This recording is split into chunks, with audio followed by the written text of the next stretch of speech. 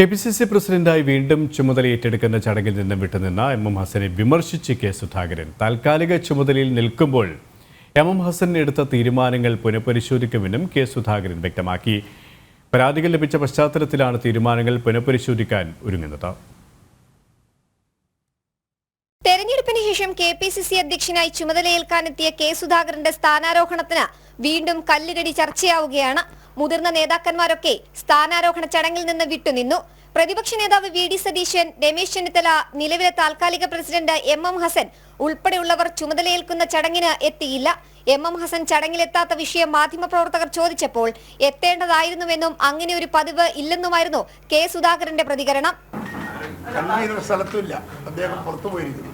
ഇതൊരു ചാർജ് കൈമാറലൊന്നുമല്ല, ഇതൊരു പൊളിറ്റിക്കൽ പ്രോസസ്സാണ്. മനസ്സിലായി? രണ്ടും രണ്ടാണ്. ഓൾ ഇന്ത്യ കോൺഗ്രസ് കമ്മിറ്റി നിശ്ചയിച്ച പ്രകാരമാണ് ഞാനിവിടെ വന്നിരിക്കുന്നത്. അതുകൊണ്ട് ഹസന്റെ ഒരു സാന്നിധ്യം ആവശ്യമില്ല എന്ന് പുള്ളിക്ക് തോന്നിയിട്ടുണ്ടാകും. പക്ഷേ എങ്കിലും അദ്ദേഹത്തിന്റെ പ്രസൻസ് ആവശ്യമായിരുന്നു എന്ന് ഞാൻ കരുതുന്നു.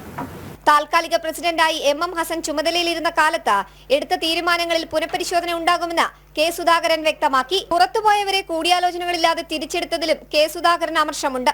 ഇതടക്കമുള്ള വിഷയങ്ങളിൽ ചർച്ചകൾ ഉണ്ടാകുമെന്നാണ് കെ സുധാകരൻ വ്യക്തമാക്കുന്നത്. കൂടിയാലോചന നടന്നില്ല. ആ കൂടിയാലോചന നടത്താത്തത് പുനഃപരിശോധിക്കേണ്ട ആവശ്യമുണ്ടോ എന്നുള്ളത് നമ്മൾ പരിശോധിച്ച് നമ്മൾ തീരുമാനമെടുക്കും.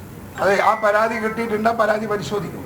തനിക്ക് സമാനമായി തെരഞ്ഞെടുപ്പിൽ മത്സരിച്ച കെ സി വേണുഗോപാൽ ചുമതലകൾ വിട്ട് നിൽക്കേണ്ടെന്നായിരുന്നു കെ സുധാകരന്റെ പ്രതികരണം. കെ സി വേണുഗോപാൽ സംഘടനാ ചുമതലയിൽ നിന്ന് മാറാത്തതുപോലെയല്ല താനെന്നും സുധാകരൻ കൂട്ടിച്ചേർത്തു.